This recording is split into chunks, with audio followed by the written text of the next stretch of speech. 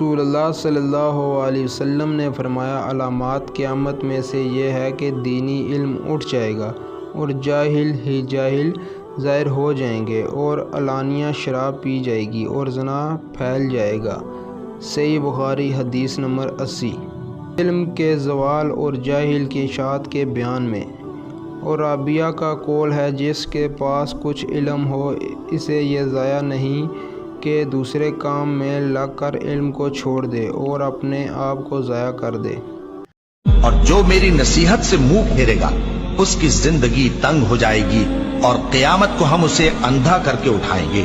وہ کہے گا کہ میرے پروردگار، تو نے مجھے اندھا کر کے کیوں اٹھایا؟ میں تو دیکھتا بھالتا تھا۔ اللہ فرمائے گا کہ ایسا ہی چاہیے تھا، تیرے پاس ہماری آیتیں آئیں تو تو نے ان کو بھلا دیا، اسی طرح آج ہم تجھ کو بھلا دیں گے۔